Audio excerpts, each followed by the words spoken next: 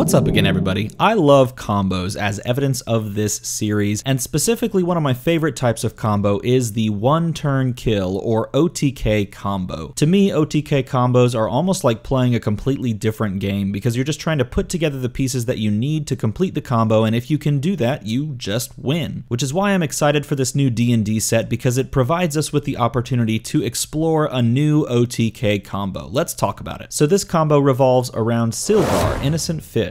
It's a one-cost shield character that is a neutral monster. It's an 001/001 with a burst face and an 002 stat line. And it says when Sylgar is KO'd by combat damage, you may prep a Xanathar die from your used pile. And on the burst, this is the important part, if Sylgar is KO'd by combat damage while Xanathar is active, deal 5 damage to target opponent. 5 damage to target opponent is a huge amount. It's literally a quarter of that person's life, whoever you're playing against. If this is KO'd by combat damage while Xanathar is out, Sylgar is just going to take away a quarter of their life. So what does that mean for an OTK potential? All we need is to get all 4 Sylgars out and have Xanathar out and have them KO'd. We do that, each Sylgar deals 5 times 4 is 20, and your opponent is dead and probably laughing. And if they aren't, at least you are. So this may seem like a pretty straightforward and easy OTK combo, but there are a few moving parts that we have to worry about. First of all, let's pick a Xanathar. There's 3 to choose from in this set, but I am going to pick Xanathar Paranoid Tyrant,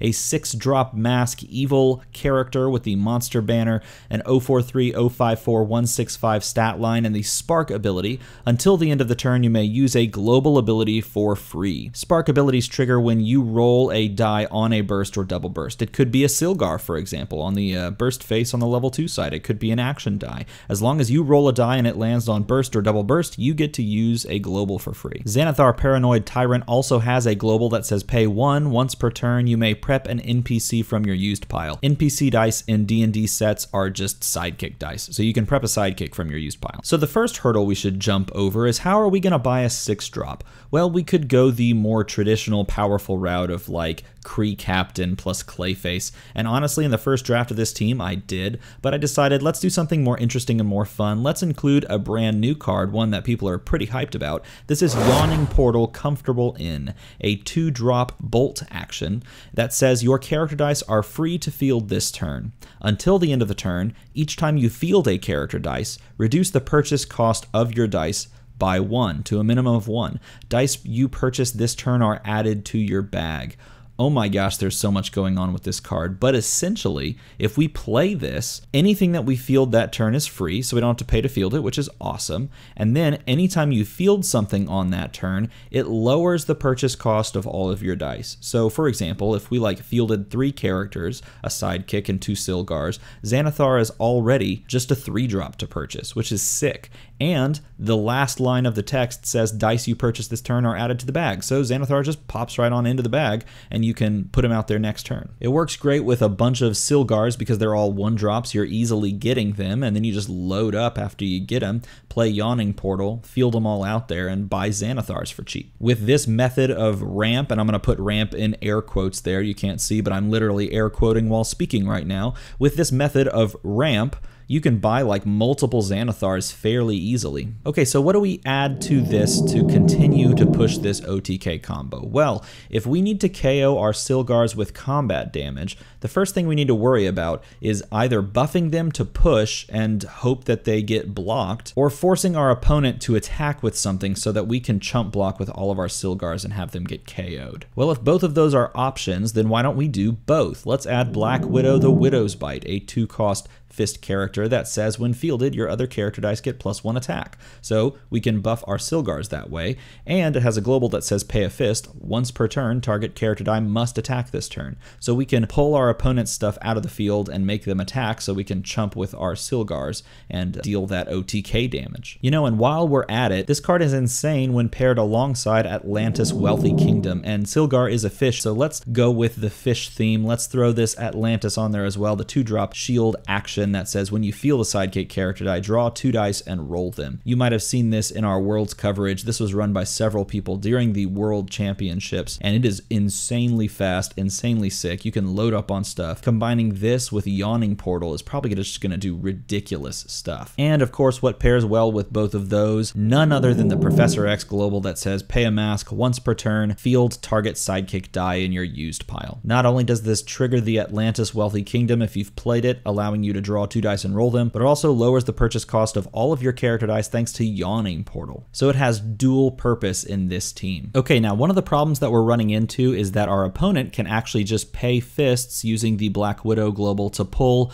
either our Xanathar or probably our Sylgars out of the field. Sylgar, after all, does no damage if it's not buffed, so if your opponent just makes it attack, you're just out of luck because it's going to go to the used unblocked. So we need something to prevent that from happening. Let's throw on Wonder Woman Child of Clay, a 4-drop mask Justice League character that says while Wonder Woman is active, global abilities activated by your opponent cannot target character dice you control. So now that Fist Global on Black Widow cannot be used against you. Yes, 4-drop does seem like a bit of a reach, but if you're using Yawning Portal and fielding some Sylgars, this becomes a 1-drop, which is just insane. All right, now with the last slot on our team, before we get to our basic actions, we have a couple of options. Now, we're already running Black Widow and Atlantis. We've often seen those paired with Wong, the 2-cost that is an ally, so it becomes a sidekick, and then when you field it, you get an extra trigger on the Atlantis. That is a really popular combo, but I think we should do something a little different. And let's go a little bit more thematic and pick a card from the new set, shall we? Here's 3 options. Dabble Star Song, the Elf to Know, is a 4-cost shield character that says while it's active, when you field a character die, draw a die. If it is the same character die that you just fielded, field it on the same face, which also, by the way, does trigger a when fielded effect, or the fielding effect from like Yawning Portal and stuff. Otherwise, place it in your used pile. So this is a really cool combo with Yawning Portal and with Atlantis, because you are pulling dice that you're fielding, and then you're pulling more dice, and you're allowing this to sort of be a consistency maker where you don't have to roll those dice on character faces if you wanted to get them out there. You can actually just pull them and guarantee that they're coming out if you've already fielded one. So this is a cool option. Option number 2 is Gnarl. This guy, I'm not going to say his last name because I can't. He's a 4-drop bolt character that says when fielded, field a Guardian token with 1 attack, 1 defense, and deadly. So why this guy? Well, he's 2 bodies, 2 when fielded triggers in 1. He counts for fielding 2 different things because you field him and then he fields a Guardian token as well. So you would get 2 triggers on something like Yawning Portal, which makes all of your stuff cheaper, and then you can just flood the board with him. You just get more of him. If they all cost 2 or 1, I would just load up on this guy and then field a bunch more, and your board just goes wide fast. That's pretty cool too. The third option is Intellect Devourer, Brain-Eating Monster, a 3-drop bolt character that says Spark, spin character die down 1 level. I think this is a really strong option because we need to find some way to guarantee that our Sylgars are actually on their burst phase, which is only level 2. So if they come in on level 3, we now have an option by playing some actions, Yawning Portal or Atlantis, to spin them down to that level 2 side. He also has a nice little global that says once during your turn you can spin one of your NPC dice to an energy face, which allows you to just pick what energy you might need at the time and go with that. If all of your stuff costs 1,